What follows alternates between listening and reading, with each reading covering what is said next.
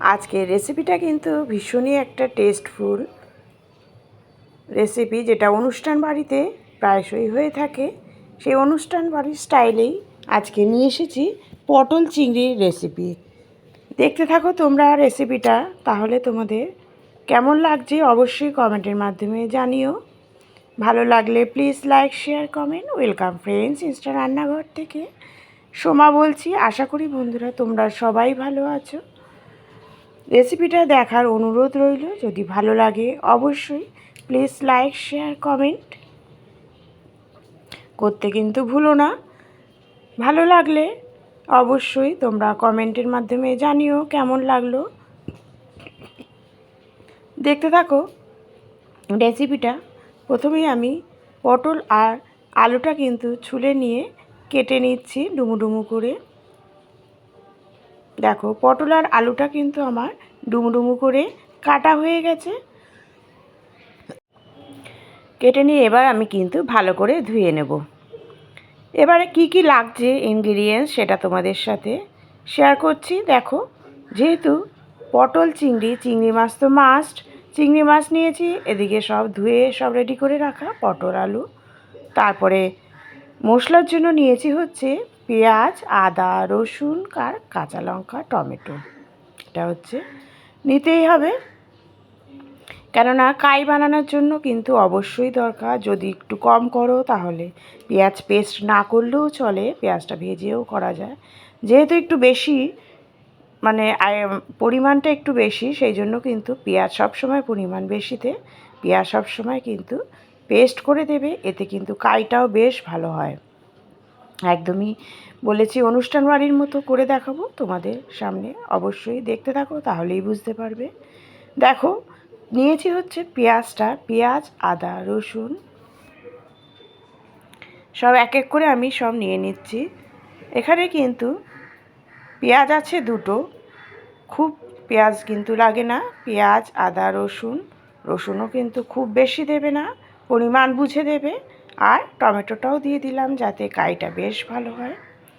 এরপরে দেখো, এটা পেস্ট তো করবই, তার আগে দেখিয়ে দিচ্ছি এখানে মেন কিন্তু টেস্টটা বাড়ায় এই লবঙ্গ আর এলাচ। লবঙ্গ আর এলাচটা কিন্তু আমি পেস্ট করছি না, থেতো করছি। কারণ থেতো করলে এরপরে ফোড়নে দিলে কিন্তু এর টেস্টটা বেশ ভালো আসবে। দেখো দিয়ে দিলাম হচ্ছে তেল। খুব যে তেল দেখো ইউজ করছি তা কিন্তু নয়, সব একসাথে ফোড়ন দিয়ে দিলাম। গোটা জিরে, এলাচ, লবঙ্গ, দারচিনি, শুকনো লঙ্কা, তেজপাতা, আর দিয়ে দিলাম নুন। নুনটা দেওয়ার পরে আমি কিন্তু ফোড়নটা বেশ কিছুক্ষণ ধরে কিন্তু আমি রেখে দিয়েছি কড়াইতে। কারণ এটার থেকে যতক্ষণ না স্মেল বেরোচ্ছে ততক্ষণ কিন্তু এই ফোড়নটা তেলের মধ্যে রেখে দিতে হবে, তাহলেই কিন্তু টেস্টটা ভালো হয় তরকারির। দিয়ে দিচ্ছি হচ্ছে পটল আর আলুটা। পটল আর আলুটা কিন্তু আমি ভেজে নেব। পটল আলুটা দেখো খুব ভালো করে কিন্তু একদম মজিয়ে নিতে হবে। 50% করলে কিন্তু হবে না, কারণ এখানে কিন্তু বেশি আছে, যেহেতু পরিমাণে অনেকটাই। আমি বারবার বলছি এখানে 13 থেকে 14 জনের মতো আইটেম আমি রান্না করছি পরিমাণটা। সেই জন্য নুন আর হলুদ দিয়ে কিন্তু ঢেকে ঢেকে একদম 80% কুক করে নেব।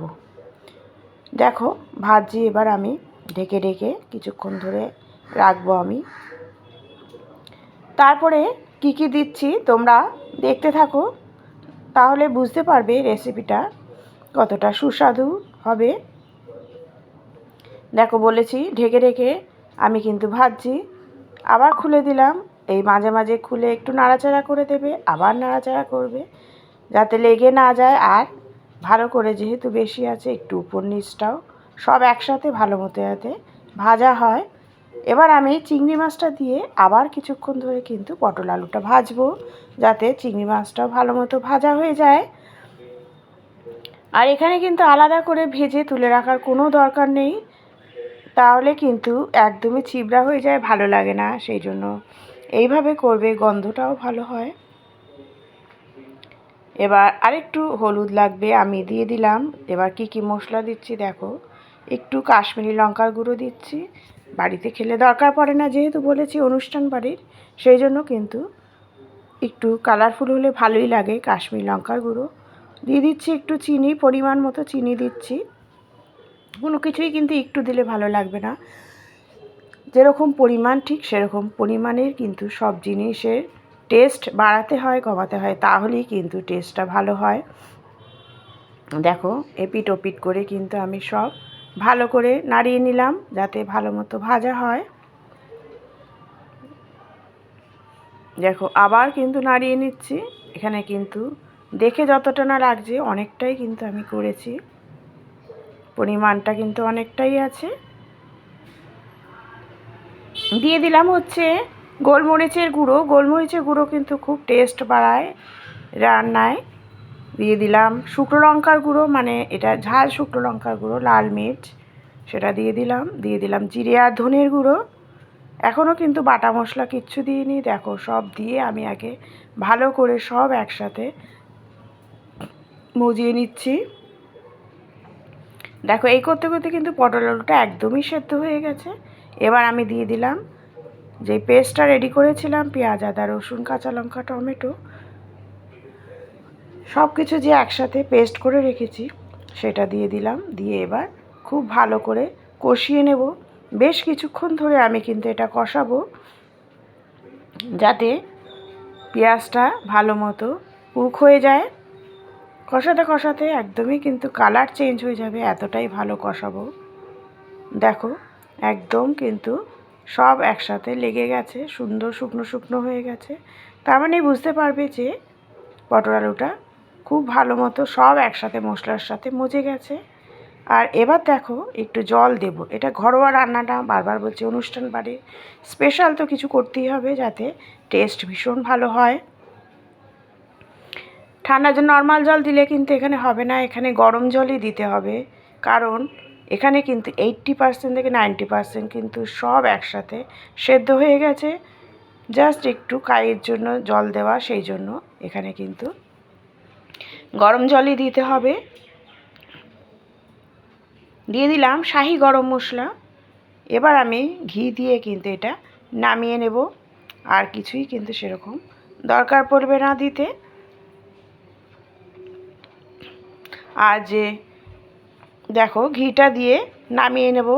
আর আরেকটু জিনিস করতে পারো, আর একটা টেস্টের জন্য বলে দিচ্ছি, যে লবঙ্গ এলাচ ফোড়নে দিয়েছো সেটা কিন্তু এই কিছুটা মানে 50% ফোড়নে দেবে, আর 50% একদম নামানোর কিছুক্ষণ আগে দিয়ে দেবে। এতেও কিন্তু গন্ধটা ভীষণ ভালো হয়। একটা টিপস তোমাদের দিয়ে দিলাম। দেখো রেডি হয়ে গেছে পটল আলু চিংড়ি মাছ দিয়ে কারি।